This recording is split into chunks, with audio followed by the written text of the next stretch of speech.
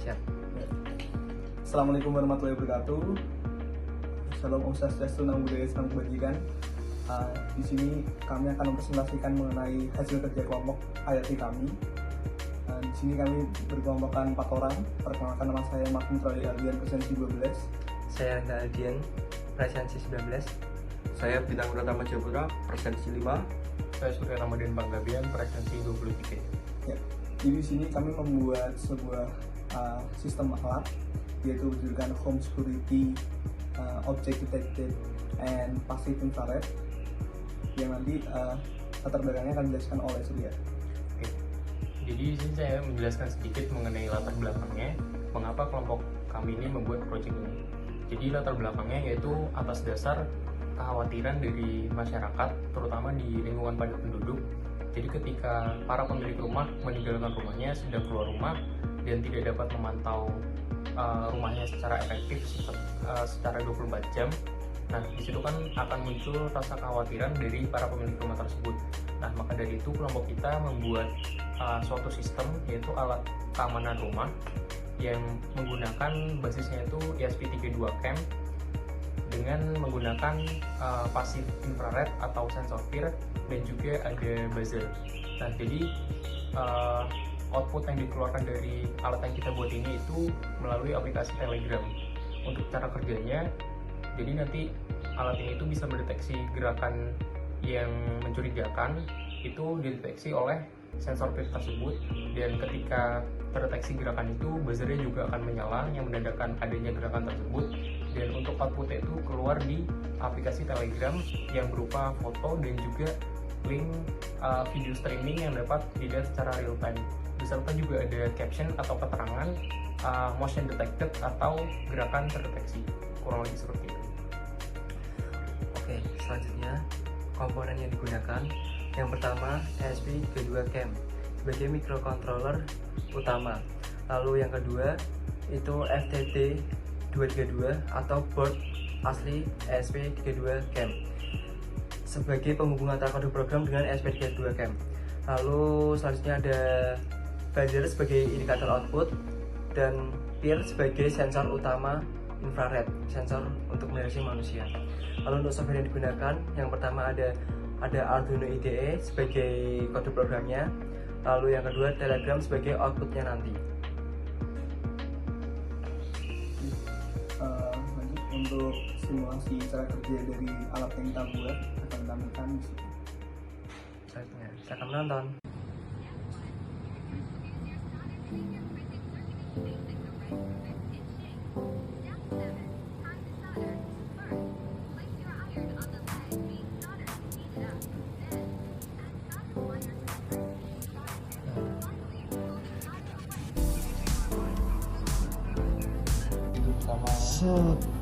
Pertama ada 3D ESP32 cam AI Thinker, ada buzzer guys, ada buzzer, itu ada FT, Nggak kelihatan sih.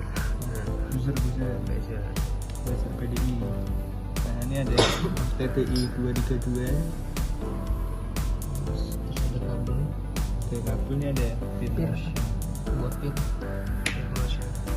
Ini ada kabel jammer sebagai penghubungnya. Ini ada casing juga guys, casing yang buat tempatnya ini. Timah ngubungin tuh. Ini powerbank. Buat powernya dari powerbank. Solder. Panas. Itu enggak ada enggak? Ini. Nah.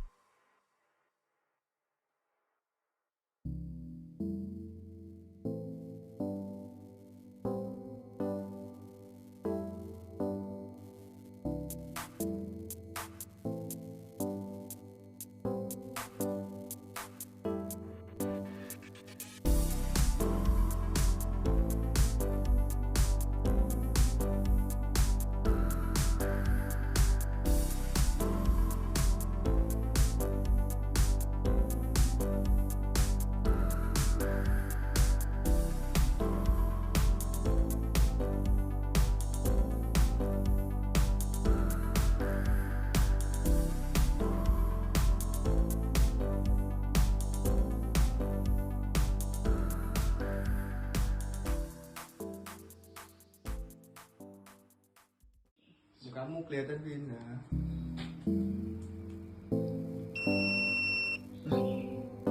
Aku terdeteksi.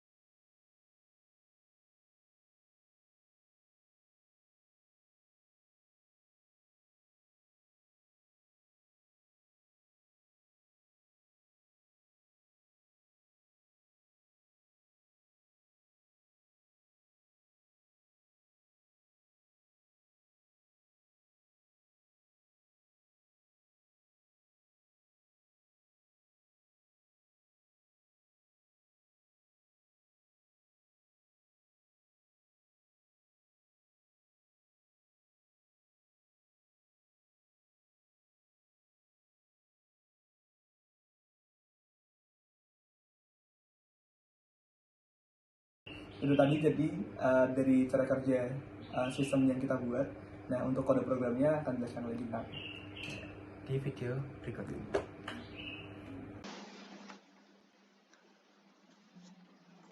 Oke, selanjutnya saya akan menjelaskan tentang code program yang kami gunakan untuk membuat project IoT kami.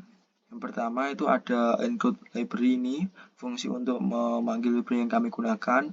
Yang ada Arduino library ini pustaka dasar Arduino, lalu ada Wi-Fi ini library untuk mengkoneksikan dengan Wi-Fi, lalu ada Wi-Fi client Secure adalah pustaka untuk keamanan Wi-Fi dan SSL-nya. Lalu ada SOC, ini adalah pustaka untuk mengakses register SOC atau sistem on chip pada ESP32CAM. Lalu ada SP kamera, ini adalah pustaka untuk mengontrol SP32 kameranya. Lalu ada Universal Boot, ini adalah library untuk mengontrol bot telegramnya. Lalu ada Arduino, JSON-nya untuk menangani JSON, dan terakhir ada index.html untuk menangani halaman web. Selanjutnya kita deklarasikan variabelnya. Variabel Wi-Fi-nya, masukkan Wi-Fi-nya di SSID ini dan password-nya di sini. Lalu ada deklarasikan string bot token yang kami gunakan.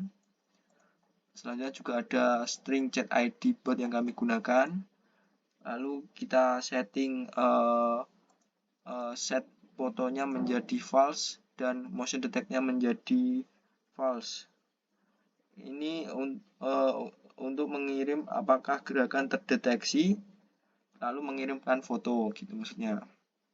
Lalu selanjutnya ada Wi-Fi client dan universal telegram bot. Ini tuh digunakan untuk mendefinisikan bot token dan klien botnya yang digunakan. Lalu ada mendefinisikan peer motionnya pada pin 13, flashlight-nya pada pin 4, dan buzzer-nya pada pin 12. Selanjutnya ada set flash-nya atau lampunya itu di status low agar mati dulu. Lalu ada deklarasi IP address-nya di sini. Lalu selanjutnya delay-nya itu di setting 1000. Selanjutnya 1 detik sekali. Lalu ada settingan definisi pin-pinnya, ini kamera settingnya, kamera yang digunakan kita definisikan semuanya di sini. Ini untuk feedbacknya, string untuk feedback dan komennya di sini. Dan untuk WiFi servernya di set di angka 80. Lalu selanjutnya kita konfigurasikan SP kamera yang akan kita gunakan tadi dengan pin-pin yang telah didefinisikan sebelumnya di fungsi void konfigurasi kamera ini. Fungsi ini tuh digunakan untuk mendefinisikan atau mengkonfigurasikan kamera yang akan digunakan tadi. Berdasarkan parameter yang telah disesuaikan, baik ukuran maupun pixel dan frame dan kualitas kameranya. Sini di fungsi ini, frame-nya, kualitas gambarnya. Lalu selanjutnya kita masuk ke fungsi handle messenger ini untuk mengirimkan pesan atau fungsi yang menangani pesan jika jika mengetikkan slash foto di Telegram, maka otomatis SP kamera akan mempotret, ataupun fungsi untuk text flash ini untuk menghidupkan flash pada SP32 cam-nya. Ini teks awalnya welcome, teks awal setelah tersambung. Untuk memulainya harus di start dulu dari fungsi start ini. Selanjutnya ada string set foto Telegram. Fungsi ini digunakan untuk menangani proses pengambilan gambar yang nantinya akan dikirimkan ke Telegram. Jika gagal akan mengembalikan fungsi kamera itu gagal atau violet. Jika berhasil akan mengirimkan ke Telegram pesan berhasil.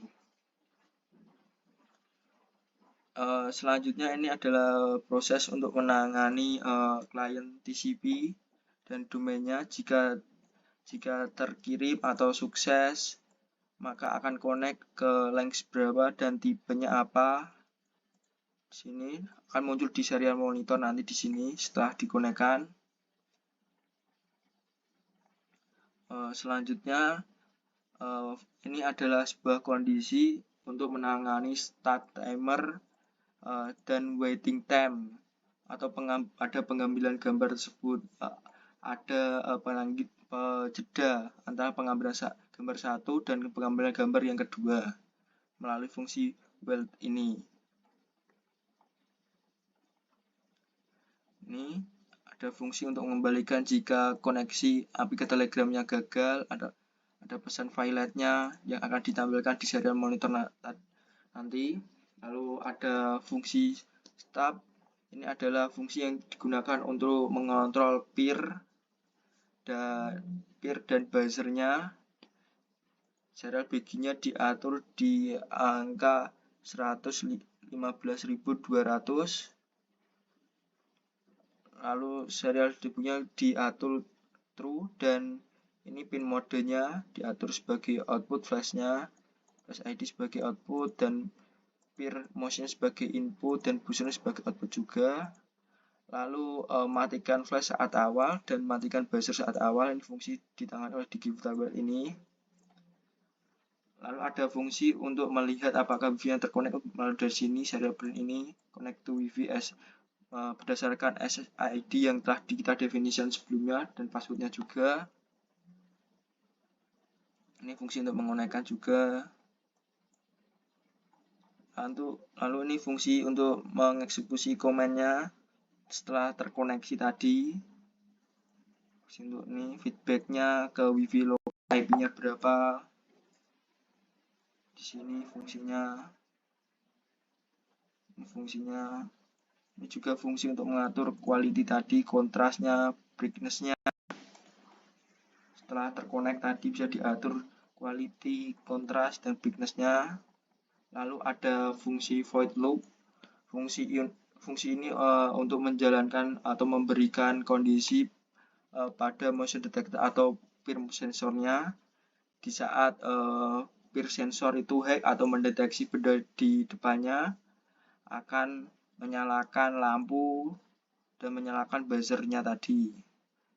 dengan delay 1000 nih. Lalu akan mengirimkan pesan ke motion detected ke Telegram. Lalu jika memoto akan motion detected capturing foto, sedang memoto, ini proses motonya. Lalu proses mengirim fotonya, ini dikirimkan fotonya ke Telegram. Logic untuk Telegram grupnya ini di sini. Lalu feedback pesannya di sini. Lalu ini akses kontrol untuk header atau konten untuk image-nya tadi yang sudah terfoto. Sini. Dari size-nya juga di sini, di setting di sini. Lalu ada perintah get comment. Ini untuk menangani data yang didapatkan sebelumnya. Setelah fungsi ini untuk memproses data yang diterima dari klien web dan mengekstrak perintah yang diterima. Ini juga memproses karakter yang diterima satu persatu yang menyimpan perintahnya dalam variabel comment ini. Setelah tadi diproses, disimpan di sini. Ya, mungkin cukup sekian yang dapat saya sampaikan. Ya, oke baik. Tadi merupakan penjelasan kode program yang kami gunakan. Jadi harapan kita di sini dengan kita membuat alat ataupun sistem ini semoga bisa berguna untuk para pemilik rumah sehingga tidak ada lagi rasa kekhawatiran ketika sedang meninggalkan rumahnya dan tidak dapat memantau rumahnya secara 24 jam. Demikian pemaparan dari kami. Saya mohon maaf. Wassalamualaikum warahmatullahi wabarakatuh. Waalaikumsalam warahmatullahi wabarakatuh. Salam.